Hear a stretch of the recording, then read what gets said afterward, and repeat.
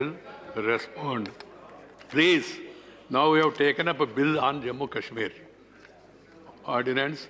Now a bill has been introduced by the Home Minister, and now it is for discussion in the House. Sri Ghulam Nabi Azad ji to initiate the discussion.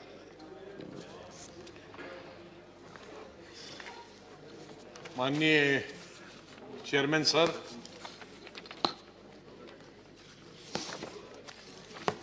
आज जो bill यहाँ सदन के सामने रखा गया है वो जम्मू कश्मीर का जो काडर है, आईएएस, आईपीएस, आईएफएस, उसको गोवा, मिजोरम और अरुणाचल प्रदेश के काडर के साथ मर्ज करने के लिए जो कानून बनाया जा रहा है,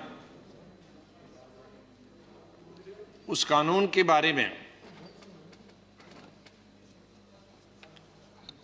अगर ये नॉर्मल यूनियन टेरिटरी होती तो शायद मुझे कोई आपत्ति नहीं होती,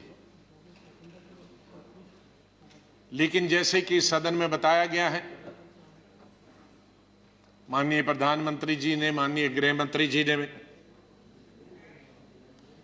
कि जम्मू कश्मीर की स्टेट को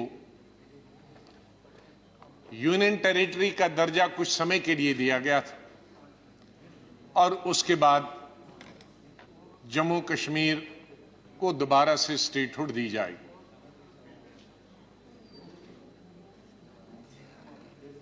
तो मेरा माननीय गृह मंत्री जी से पूछना कि अगर स्टेटहुड बनानी है, जो कि बहुत अनिवार्य है, और क्यों अनिवार्य है उसके बारे में मैं आगे बताऊंगा, तो जब पिछले 3 साल से पहले गवर्नर रूल और अब लेफ्टिनेंट गवर्नर जब से यूटी बनी, तो तब से अगर इसी काडर से काम चल रहा था, तो अगर आपने स्टेटहुड देनी है कुछ महीनों में, तो जब इतने साल चल रहा था उसी काडर से काम, तो इसको आप मर्ज करने की क्या जरूरत है? उससे एक बड़ी शंका पैदा होती है कि government of India Jammu Kashmir को परमानेंटली यूनियन टेरिटरी रखना चाहता, और परमानेंटली अगर यूनियन टेरिटरी नहीं रखना चाहता था तो फिर 2-4 महीनों के लिए काडर को मर्ज करना और फिर स्टेट बनेगी और फिर उससे बाहर निकालना, तब तक कई ट्रांसफरें इधर की होंगी, इधर की होंगी, कोई अरुणाचल प्रदेश से जम्मू कश्मीर आएगा, जम्मू कश्मीर से अरुणाचल जाएगा, गोवा मिजोरम से कोई जम्मू कश्मीर जाएगा, जम्मू कश्मीर से गोवा मिजोरम जाएगा। तो फिर कुछ महीनों के लिए इतना परिवर्तन करने की क्या जरूरत है? मुझे खुशी है कि गृह मंत्री जी यहां हैं। बहुत सारी चीजों पे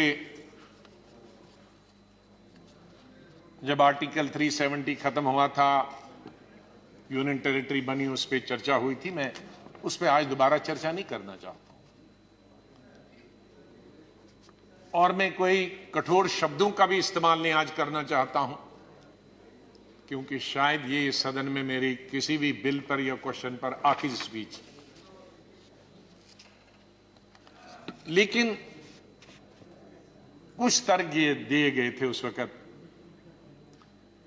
कि यूटी क्यों बनाया जा रहा, ये तर्क दिया जा रहा था या तर्क दिया गया था कि विकास नहीं हो रहा, डेवलपमेंट नहीं हो रही है, इंडस्ट्रीज बाहर से जा नहीं पा रहे हैं, उनको जमीन नहीं मिल रही, इसलिए उद्योग बाहर से नहीं जा रहे हैं और जिसके कारण वहां एम्प्लॉयमेंट नहीं मिल रही है, अनएम्प्लॉयमेंट है ज्यादा। तो यूटी बनाएंगे तो बहुत सारे लोग आएंगे, डेवलपमेंट करेंगे, उद्योग लगाएंगे, विकास करेंगे। गवर्नमेंट लथार्जिक है, वो रुचि नहीं ले रही है। अनएम्प्लॉयमेंट है उसका समाधान निकालेंगे। लेकिन माननीय डिप्टी चेयरमैन साहब, जब से गवर्नर रूल हुआ और जब से स्टेटहुड, विशेष रूप से जब से यूनियन टेरिटरी बनी और स्टेटहुड खत्म हो गई, एक तो स्टेट के नक्शे से हिंदुस्तान के उड़ गई, यूनियन टेरिटरी बन गई, वो तो अलग बात। लेकिन मैं उन मुद्दों की तरफ ध्यान दिलाना चाहता हूं जिनके आधार पर जो एक बेस बनाई गई थी कि ये कारण है यूटी बनाने के। मैं इंडस्ट्रीज की बात करता हूं। कश्मीर में बहुत कम इंडस्ट्रीज आती हैं, बाहर का तो कोई जाता ही नहीं है। उसके कारण है क्योंकि वहां सफल नहीं रहती इंडस्ट्री। 6 महीने तो विंटर होता है, दूर भी है। लेकिन अधिकतर हमारी जो जम्मू प्रोविंस में 10 डिस्ट्रिक्ट है, उन 10 डिस्ट्रिक्टों में 3 ही डिस्ट्रिक्ट में जो पंजाब के साथ लगे हैं, कठुआ, सांबा और जम्मू। अधिकतर तो कठुआ में, थोड़ा फिर सांबा में और थोड़ी सी जम्मू।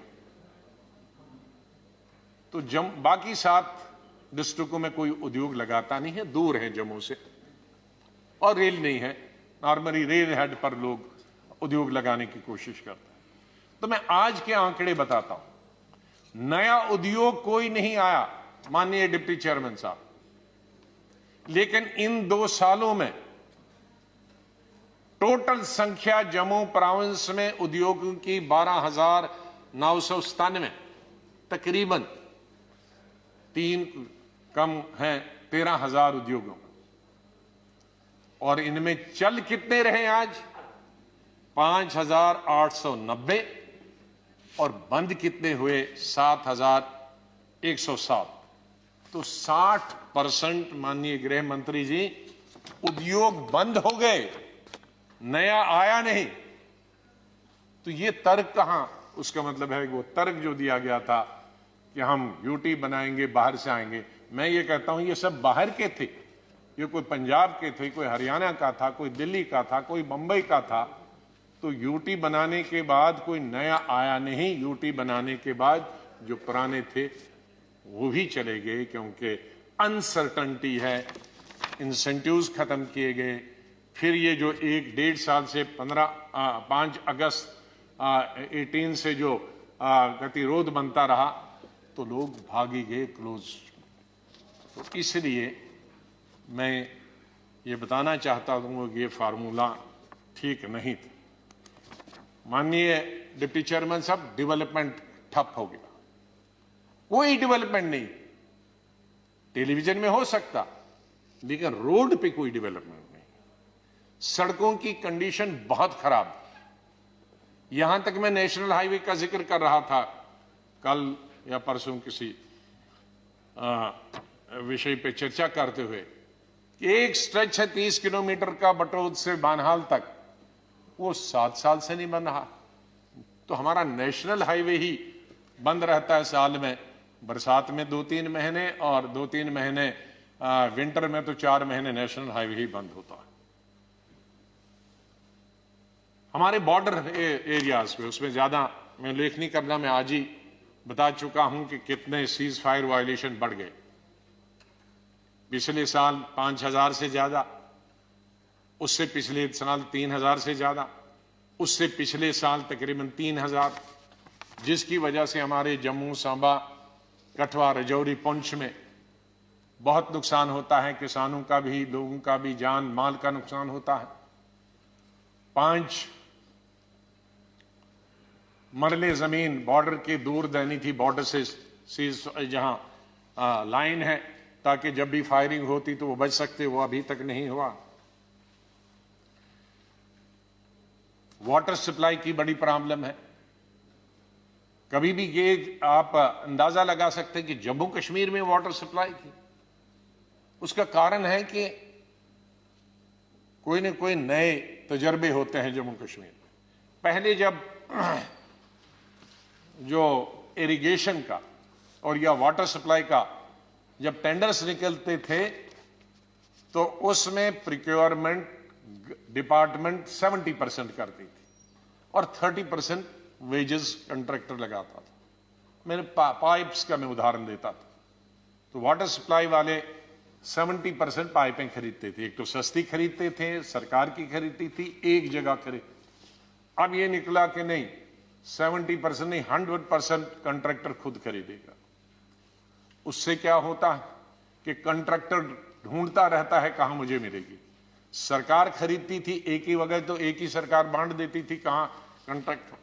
और दूसरा उसमें क्या गलती की कि अगर कहीं टूट गई पाइप, फट गई पाइप, तो डिपार्टमेंटल जो काम होता था रिपेयर का, अब वो डिपार्टमेंटल रिपेयर नहीं होगी, उसके लिए भी टेंडर निकलेगा।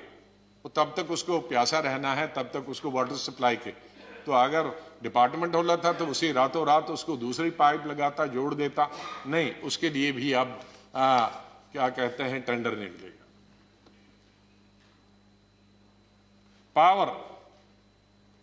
पावर में जब तक सरकार थी वहां, तो उस वक्त 90 रुपए टैरिफ था पर यूनिट, और आज क्या है 375 रुपए पर यूनिट।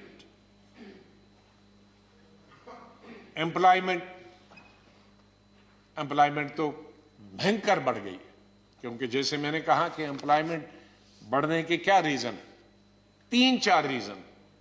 कश्मीर का अलग रीजन है, जम्मू का अलग रीजन है।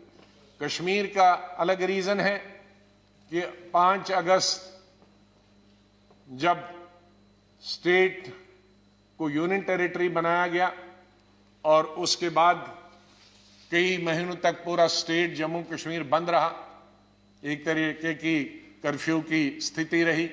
उसके बाद कोविड आया, तो नतीजा यह हुआ कि टूरिज्म शून्य के बराबर हुआ। नतीजा यह हुआ कि हैंडीक्राफ्ट शून्य के बराबर हुआ। दूसरे डेवलपमेंटल वर्क्स वो जम्मू में भी बंद हो गए, कश्मीर में भी बंद हो गए। School, colleges, universities, educational institutes बंद रहे, और जो प्राइवेट स्कूल्स थे उसमें भी जिन टीचरों को तनख्वाह मिलती थी वो भी बंद हो गई। तो जो एम्प्लॉयड थे वो भी और अनएम्प्लॉयड हो गए। तो जो अनएम्प्लॉयमेंट होती है, सरकारी एम्प्लॉयमेंट, वो तो बंद हुई, लेकिन जो दूसरा तिजारत के जरिए पैसा मिलता था लोगों को तिजारत करने से, वो भी नहीं मिल रहा।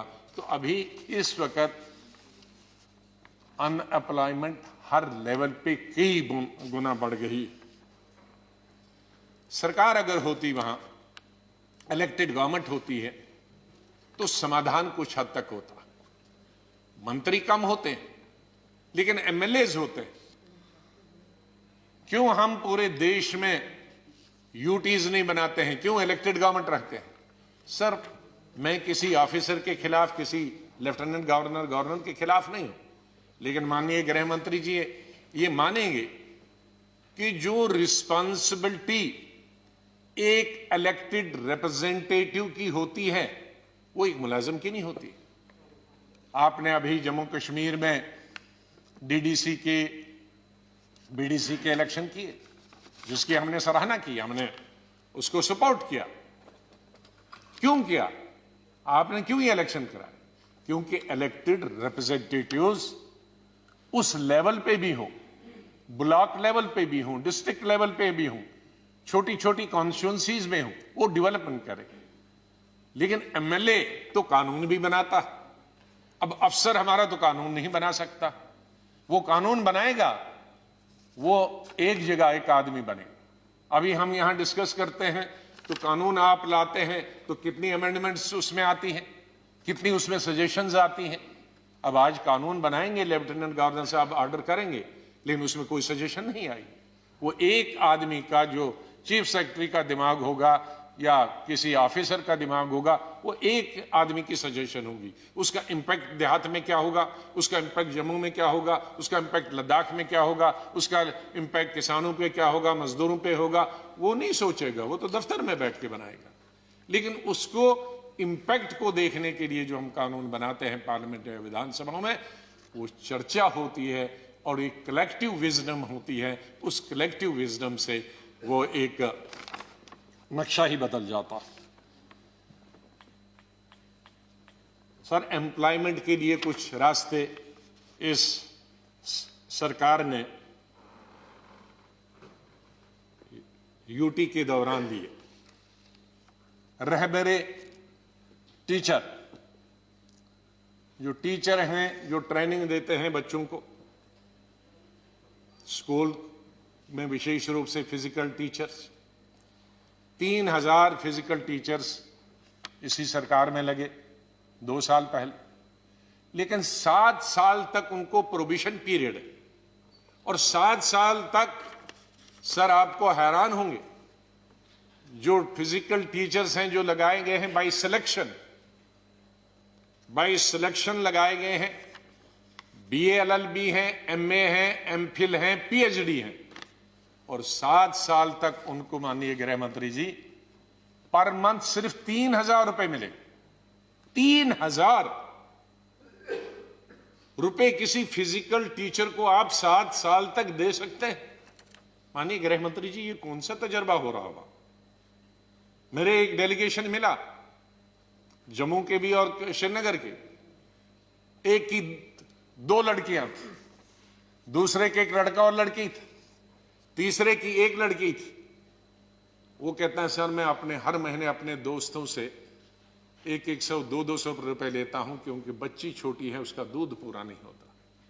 माननीय गृह मंत्री जी, आप इसकी तरफ ध्यान दीजिए कि प्रोबेशन तो होता है, 6 महीने का होता है, 1 साल का होता है, लेकिन 7 साल का फिजिकल टीचर का प्रोबेशन में सिर्फ 3 महीने, वो तो आधी नौकरी। पहले आजकल नौकरी कोई 30-25 साल वाले को तो नहीं लगती है, 40 साल वाले को नौकरी लगती है, और उसके बाद 7 साल ये गई तो तब तक 50 हो गया, और उसके बाद 10 साल बाद रिटायर होगा, उसके बाद पेंशन भी नहीं है। तो ये चीजें हो रही हैं। अब अगर वहां विधानसभा होती तो इन लड़कों को कश्मीर और जम्मू से मुझे मिलने के लिए नहीं आने की जरूरत पड़ती, वहां एमएलए होता, मिनिस्टर होता, चीफ मिनिस्टर होता। लेकिन कहते हैं हम दफ्तर, हमें अफसरों के पास टाइम नहीं मिलता है, इसलिए स्टेटहुड जरूरी है। और कोई चीफ मिनिस्टर किसी को शौक होगा, उसके लिए नहीं है, ये लोगों के समाधान के लिए, उसको पानी मिले, उसको बिजली मिले, उसको नौकरी मिले, उसका रोजगार मिले, इसके लिए माननीय गृह मंत्री जी ये जरूरत। स्टाफ, अभी कोरोना से हम लड़ रहे हैं पूरा देश। अभी माननीय प्रधानमंत्री जी ने बहुत सारे समय कोरोना पर दिया, ठीक है, गौरव को बहुत, देश को बहुत गौरव है कि वैक्सीन बना है हमारे साइंटिस्ट में, उसका सब लाभ उठा रहे हैं, देश और दुनिया लाभ उठा रही है। लेकिन ऐसे वक्त में भी जब कोरोना से जैसी बीमारी से हम जूझ रहे हैं, हॉस्पिटल में स्टाफ नहीं है। ये भी एमएलए अगर होता और मंत्री होता तो कई मीटिंगें होती और तुरंत स्टाफ लगाया होता। ट्रेंड लोगों की कमी नहीं है, स्पेशलिस्ट ट्रेंड है, एमबीबीएस लड़के और लड़कियां अनएम्प्लॉयड है, मेडिकल असिस्टेंट्स अनएम्प्लॉयड है। माननीय डिप्टी चेयरमैन साहब, हमारे कोई 2500 के करीब मेडिकल असिस्टेंट और फार्मासिस्ट हैं जो सरकारी नौकरी में, लेकिन 15,000 और लड़के और लड़कियां ट्रेनिंग करके मेडिकल असिस्टेंट की और फार्मासिस्ट की ट्रेनिंग करके बैठे हुए हैं, लेकिन उनकी स्टेट फार्मेसी जो एक्ट है उसको रजिस्टर नहीं करता। तो जब इतनी जरूरत है, एक तरफ से हम इंस्टीट्यूशन बनाते हैं कि ज्यादा से ज्यादा ट्रेनिंग दी जाए, MBBS, MD, medical assistant, pharmacist, ताकि गांव तक पहुंच जाए, और यहां जम्मू कश्मीर में 15,000 ट्रेनिंग करके बैठे हैं और किसी ऑफिसर को फुर्सत नहीं है कि ये इनको परमिशन दे दे फार्मेसी एक्ट के तहत। इसलिए स्टेटहुड जरूरी है कि जो इन लोगों तक पहुंच जाए। अनएम्प्लॉयमेंट जो है पहले से है सर, क्यों हम आर्टिकल 370 में ज्यादा कुछ नहीं बचा था। आर्टिकल 370 में 2 ही चीजें बची थी, एक तो बाहर वाला कोई भी व्यक्ति वहां नौकरी नहीं कर सकता था, मतलब वहां के स्टेट आईएएस आईपीएस तो कर सकता था, लेकिन बाकी मुलाजिम नहीं कर सकता, और वहां जमीन नहीं खरीद सकता। लेकिन आज के ग्रामीण बैंकों में बाहर के लोग आ गए हैं, नौकरी कर रहे हैं। सर क्यों नहीं बाहर का कर सकता था? कोई ऐसा नहीं है कि वहां कोई आसमान से जम्मू कश्मीर उतरा था तो वहां कोई जा नहीं सकता और जम्मू कश्मीर वाले पूरे हिंदुस्तान में जा सकते। सर ये आज के जमाने नहीं थे, महाराजा हरि सिंह के जमाने से था। 1925 आजादी से कई साल पहले। उसका कारण है, मैं कह चुका हूं इस सदन में, कि जम्मू कश्मीर में या तो पहाड़ है या फॉरेस्ट, जमीन न होने के बारे में न होने के बराबर है। मेरे बहुत सारे साथी जब यूटी बनी पार्लियामेंट के अंदर, उन्होंने कहा कि हम जमीन वहां खरीदेंगे, बहुत सस्ती होगी। मैंने कहा मैं तो नहीं खरीद पाया, आप खरीदो। मैंने कहा ये गलत फहमी है आपको कि वहां जमीन सिर्फ कश्मीर जम्मू कश्मीर वाले खरीद सकते हैं, तो आप एकड़ों की जमीन से। मैंने कहा जम्मू शहर में और श्रीनगर शहर में आपको मालूम है जमीन एकड़ पर एकड़ क्या है? कहा नहीं होगी 30-40 लाख। मैंने कहा 30-40 नहीं, 40-50 करोड़, 40-50 करोड़ की 1 एकड़ जमीन आपको जम्मू शहर या श्रीनगर शहर में मिलेगी, क्योंकि जमीन नहीं है। हमारी सब जमीन फॉरेस्ट और पहाड़ है, तो थोड़ी सी जमीन है। तो महाराजा हरि सिंह ने उसको इसलिए नहीं रखा था कि जमीन ही नहीं है, तो अगर ये जमीन कोई बाहर वाला ले जाएगा तो ये कहां जाएंगे, ये क्या खाएंगे। इसी तरह से नौकरी क्यों बाहर वाला ये प्रोविजन रखा गया था कि नहीं जाएगा, क्योंकि हिंदुस्तान का आखिरी हिस्सा जहां हिंदुस्तान खत्म होता या हिंदुस्तान जहां से शुरू होता, एक तरफ फिर पाकिस्तान है, एक तरफ से चीन है। तो इतना दूर जहां रेल की अभी कश्मीर तक सुविधा नहीं है पहुंचने की, गाड़ियों में जो माल जाता है तो सबसे महंगा बना हुआ गुजरात से जाएगा, तमिलनाडु से जाएगा, बंबई से जाएगा। ट्रेन जहां तक है वहां तक तो ठीक है भाड़ा में, वहां से ट्रकों में जाना है तो इसलिए महंगा डबल हो जाता है। वहां कोई उद्योग नहीं बना, अनसर्टेनिटी की वजह से। दुर्भाग्य है कोई बड़ा उद्योग नहीं है, ये छोटे छोटे उद्योग जो मैंने ये 12,000 गिने, ये 12,000 उद्योग सर ये एंसिलरी होंगी किसी एक उद्योग के, गुजरात के या बंबई वाले के, जिनमें बेचारे 10-15 लोग काम करते हैं। ये छोटे छोटे उद्योग, इन्हीं पे हम गुजारा करते हैं, बड़ा उद्योग नहीं। जब बड़ा उद्योग नहीं है तो नौकरी नहीं है। तो इसलिए वहां जो एम्प्लॉयमेंट है वो एक उद्योग के तौर पे काम करते हैं। वहां कोई उद्योग नहीं है तो यही एक उद्योग।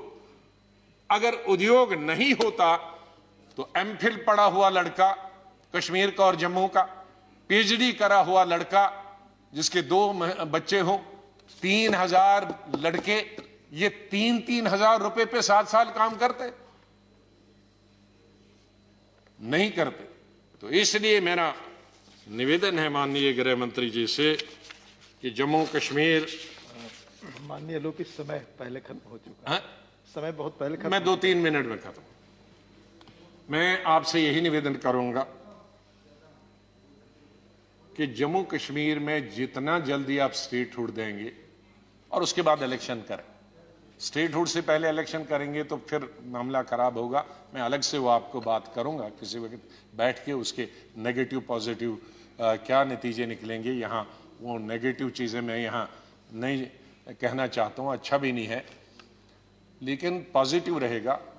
इन चीज़ों का मैं परसों यहाँ राष्ट्रपति के अभिभाषण पर यही कह रहा था कि जम्मू कश्मीर बॉर्डर स्टेट, जिस तरह का टेंशन और जिस तरह का हमारा दुश्मन दोनों तरफ से, पाकिस्तान की तरफ से भी और चाइना की तरफ से वहाँ हमारे सर पे बैठा हुआ है, तो कोई भी अक्लमंद आदमी यही कहे, सरकार यही करेगी कि कम से कम उनसे तो निपटते रहेंगे, लेकिन यहाँ के अपने देश के लोग जो बॉर्डर पे हैं वो तो हमारे साथ पीछे खड़े रहे, जिस तरह से आज तक खड़े रहे, जिस तरह से 1947 में कश्मीर के लोग खड़े रहे। जब तक फौज बाद में पहुंची 27 अक्टूबर को, लेकिन तब तक 20 दिन तो कश्मीर के लोगों ने, मैं आपको भेजूंगा, मुझे एक बुक किताब मिली तब की, जिसमें, और पहली दफा मैंने देखा, जिसमें लड़कों की अगली ये ट्रेनिंग दी जा रही है बच्चों को, बंदूक में 3-3 मैंने पहली दफा शायद हिंदुस्तान में कैसा नहीं हुआ। वो उस बुक में औरतों की एक मलेशिया बनाई गई, उनको, वो उनकी बंदूकें हैं, उनको सिखाया जा रहा है कि ये जो रजाकार आ रहे हैं, उनको रजाकार कह रहे हैं उधर से पाकिस्तान को, उनको फायर कैसे करना। मोहल्ले मोहल्ले की कमेटी बनाई। तो उन 15-20 दिन तो उन बच्चों ने, औरतों ने, मर्दों ने ही पाकिस्तान की फौज को तो रोका। तो उससे बड़ा टेस्ट क्या होता था, जबकि मजहब की बुनियाद पर पाकिस्तान और हिंदुस्तान बनाए गए थे।